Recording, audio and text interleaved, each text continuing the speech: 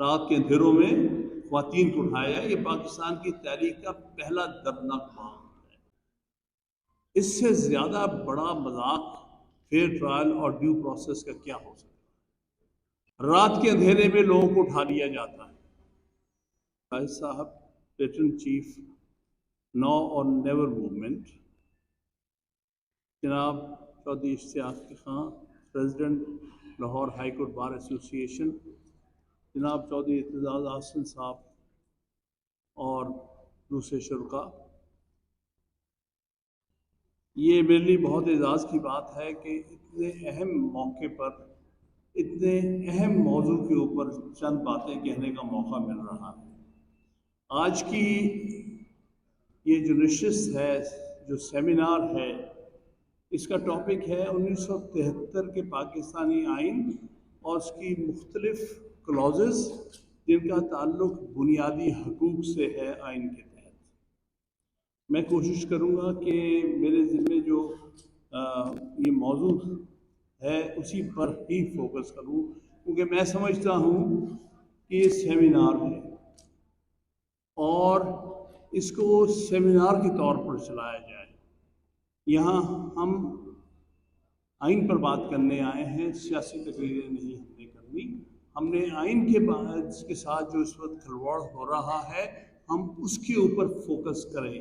یہ ملک جس حالات سے، آئین جس صورتحال سے گزر رہا ہے، ہم سب کو اس کے بارے میں تشویش ہے۔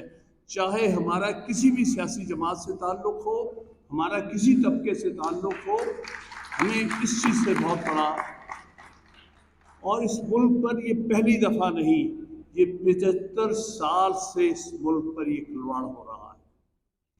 مختلف ادوار، میرے ہم اصل لوگ جانتے ہیں، ہم ایوب خان کے خلاف بھی جلوس نکالتے رہے، ہم ضیاء الحق کے خلاف بھی نکالتے رہے، ہم مشرف کے خلاف بھی نکالتے رہے۔ لیاقت بلوچ صاحب بیٹھے ہیں، یہ ہمارے ہمیشہ ان معاملات میں ساتھی رہے ہیں مختلف ادوار میں۔ تو آج اس دور سے گزر رہے ہیں، اسی ادوار کی ایک تسلسل ہے اور اس بات کو سمجھنے کی ضرورت ہے۔ بہت اچھی بات کہی انہوں نے کہ ناؤ اور نیور، کاش یہ ہو جائے۔ ہر دفعہ ہمارے ذہن میں یہی ہوتا ہے کہ ناؤ اور نیور، لیکن بدقسمتی ہے کہ یہاں پر وہ قوتیں جو انسٹیبلٹی پیدا کرتی ہیں، وہ ہر وقت جو ہے وہ برسر پیکار رہتی ہیں۔ میں خاص طور پر آج کے اسپانسرز جو ہمارے ایکسپیٹریٹ پاکستانی ہیں، جو ہمارے اوورسیز پاکستانی ہیں، میں ان کو خراج تحسین پیش کرنا چاہتا ہوں۔ انہوں نے آج کا سیمینار انہوں نے اسپانسر کیا ہے، جس کے ہم ان سے ممنون اور مشکور ہیں۔ میں لاہور ہائی کورٹ بار ایسوسی ایشن کو بھی خراج تحسین پیش کرتا ہوں، جنہوں نے اس کو پریزائڈ اور ہوسٹ کیا ہے، اور اس قسم کے ہمارے جو انٹریکشن ہے چلنے چاہیے۔ لہٰذا میں کمنگ ٹو آج کی جو ٹاپک جو میرے سائن کیا گیا ہے، میں اس پر بات کروں گا۔ کون کون سے آئین کی بنیادی حقوق ہیں جن کو اس وقت پامال کیا جا رہا ہے؟ یہ نہیں کہ اور پامال نہیں ہو رہے، لیکن ان پر تو خاص طور پر اس وقت کے جو مقتدر طبقوں کی طرف سے مہربانی ہے۔ پہلا جو ہم آرٹیکل 9 آئین کے تحت right to life and liberty جو ہر شخص کو دیا گیا ہے، پاکستان کے ہر شہری بلکہ پاکستان کے اندر موجود ہر شخص کو، اس کو جس قدر پامال کیا جا رہا ہے کہ نہ کسی کی زندگی کا کوئی اعتبار ہے، نہ کسی کی آزادی کا کوئی اعتبار ہے۔ رات کے اندھیرے میں لوگوں کو اٹھا لیا جاتا ہے، رات ان کو جہاں لے جایا جاتا کسی کو پتہ نہیں چلتا۔ یہاں لوگ ان کے عزیز رشتہ دار ساتھی ڈھونڈتے پھر رہے ہیں کہ یہ شخص جس کو اٹھایا گیا تھا وہ کہاں گیا، اس کے ویئر اباؤٹس کہاں ہیں۔ دنوں میں ہی پتہ چلتا ان کے ویئر اباؤٹس کا۔ یہ ایک عجیب دور پاکستان میں آیا ہے، اور خاص طور پہ پنجاب میں پہلی دفعہ شاید، ورنہ دوسرے صوبوں میں تو یہ سب کچھ ہوتا ہی رہا ہے۔ لیکن اچھی بات ہے کہ پتہ چلنا چاہیے یہاں بھی کہ دوسرے صوبوں میں کیا ہوتا رہا ہے، بنگال کے ساتھ کیا ہوتا رہا ہے، یہ ہم سب کے لیے لمحہ فکری ہے۔ تو لہٰذا اس وقت right to life and liberty کو سب سے زیادہ پامال کیا جا سکتا ہے۔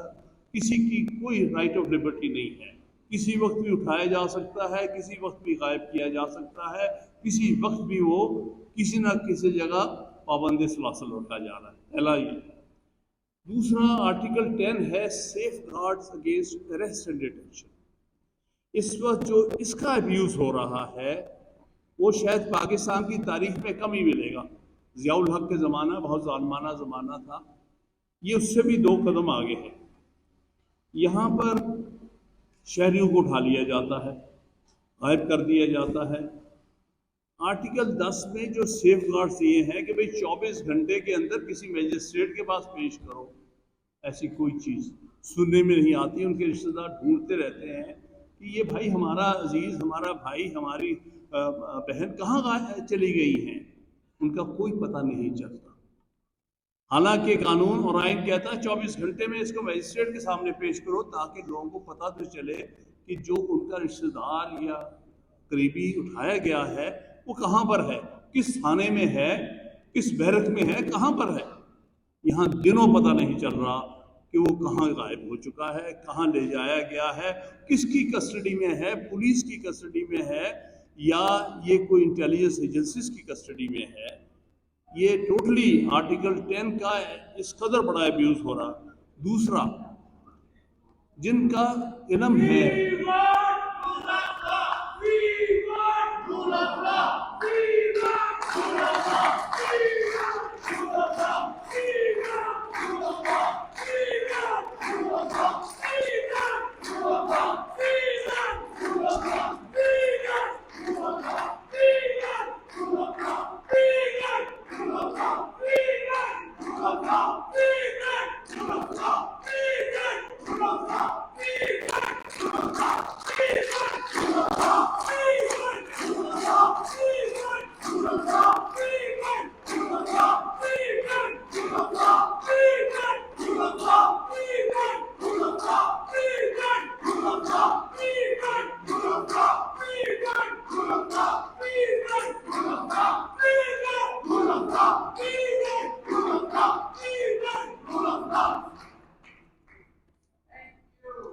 تشریف رکھیے گا اپنی اپنی جگہ، بہت بہت شکریہ، بہت اچھی بات کہی آپ نے۔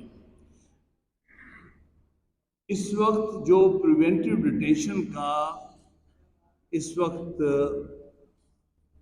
کھلواڑ ہو رہا ہے وہ ہماری تاریخ میں نہیں ہوا۔ حالانکہ ایوب خان کے دور میں ہمیں یاد ہے کہ پریونٹیو ڈیٹینشن بڑی عام تھی، ایون بھٹو صاحب کے دور میں پریونٹیو ڈیٹینشن کا بہت استعمال ہوا ہے، اور ضیاء الحق کے زمانے میں تو ہوا ہی۔ پہلی دفعہ اس انداز کا ہو رہا ہے کہ جس کو ڈیٹینیو کو اٹھایا جاتا ہے وہ عدالتوں سے بیل لے لیتا ہے، جیسے ہی عدالت کے حکم کے مطابق وہ جیل سے باہر آتا ہے، ساتھ ہی اس کو ایک پرچہ دکھا دیا جاتا ہے کہ تم پریونٹیو ڈیٹینشن میں maintenance of public order ordinance کے تحت تم 1 مہینے کے لیے 3 مہینے کے لیے جو ہے ڈیٹین ہو گئے۔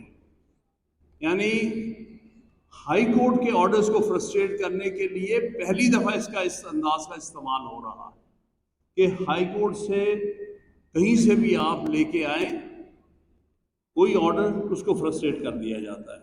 اس سے بڑا abuse maintenance of public order ordinance, یہ 1960 کا قانون ہے، ایوب خان کی زمانے کا یہ قانون ہے جس کو بہت پہلے ختم ہونا چاہیے تھا، لیکن یہ آج سب سے زیادہ استعمال ہو رہا۔ تیسرا، right to fair trial and due process, یہ آرٹیکل 10A ہے۔ اس میں میں کمپلیمنٹ کروں گا ان لوگوں کو جنہوں نے 18ویں ترمیم میں حصہ لیا۔ انہوں نے یہ نیا آرٹیکل جس میں یہ کہا کہ ہر شخص کا حق ہے کہ وہ فیئر ٹرائل اس کا ہو، جس کو پکڑا جائے، اور ڈیو پروسیس ہو، मतलब बगैर किसी प्रोसीजर के उसको अंदर ना रखा जा सके। लेकिन ये दोनों चीज़ों का खलवाड़ जैसे हो रहा है वो आपके सामने है ना। ट्रायल भी इवन नहीं हो रहा बहुत का। बहुत से ऐसे लोग हैं जिनका हाई कोर्ट में हेबियस कॉर्पस पड़ी है, तो पुलिस आके जवाब देती है कि हम नहीं जानते ये कहाँ है, हमारी कस्टडी में नहीं है। फिर पता करना पड़ता है किसकी कस्टडी में है। पता चलता है कि किसी इंटेलिजेंस एजेंसी की कस्टडी में। किसकी में है? अब एक और मुहिम्मा शुरू हो जाता है। इससे ज्यादा बड़ा मजाक फेयर ट्रायल और ड्यू प्रोसेस का क्या हो सकता है? इसको जिस कदर ना पुलिस के सामने, ना प्रोसीडिंग्स पुलिस के सामने ड्यू प्रोसेस के मुताबिक है, ना मैजिस्ट्रेट के सामने या ट्रायल कोर्ट्स के सामने। नेक्स्ट इस आर्टिकल की मैं तवज्जो दिलाऊंगा वो ये इनवॉलेबिलिटी ऑफ डिग्निटी ऑफ सिटीजन। हर शहरी को हक है कि उसकी डिग्निटी जो है उसको प्रोटेक्ट किया जाए, प्रिजर्व किया जाए। हर शख्स का हक है कि आज इस अंदाज से ख्वातीन को रात के अंधेरे में उठाया जा रहा है, ये पाकिस्तान की तारीख में नहीं मिलता। ज़ियाउल हक जैसा भी कम से कम चादर और चार दीवारी की कोई परवाह कर लेता था, ये तो वो भी नहीं कर रहे। रात के अंधेरों में ख्वातीन को उठाया, ये पाकिस्तान की तारीख का पहला दर्दनाक मामला है। कम से कम पंजाब की हद तक, बलूचिस्तान में सुना है ये पहले भी, और सिंध में भी लोगों ने मुझे बताया है। लेकिन ये बहुत अफसोस की बात है। This is violation of dignity. और फिर जिस तरह टॉर्चर किया जा रहा है, टॉर्चर किया जा रहा है ख्वातीन को, मर्दों को, बूढ़े लोगों को, बगैर कोई उनके खिलाफ मुकदमा बनाए और मुकदमा बताए उनको टॉर्चर किया जा रहा है। ये आर्टिकल 14 की बहुत बड़ी खिलाफवर्जी है। आर्टिकल 15 आपको फ्रीडम ऑफ मूवमेंट की जो है गारंटी देता है। हाल ये है कि पॉलिटिकल एक्टिविटी को promote he freedom of movement से होती है। जब तक कि आप एक जगह से दूसरी जगह ना जा सकें, आप जलसों में ना जा सकें, आप जुलूसों में ना जा सकें, हाँ कानून और आइन के अंदर रहते हुए, तब तक आप कोई सियासी एक्टिविटी नहीं कर रहे।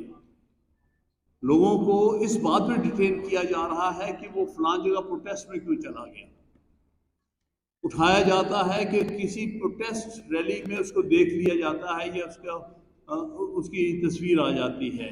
इसलिए फ्रीडम ऑफ मूवमेंट जो है इस मुल्क में ख़त्म हो चुकी है। अब आगे फ्रीडम ऑफ असेंबली आर्टिकल 16 के तहत आपके सामने है। फ्रीडम ऑफ असेंबली के तहत ही सारी सियासी मूवमेंट होती है। आप असेंबल नहीं हो सकेंगे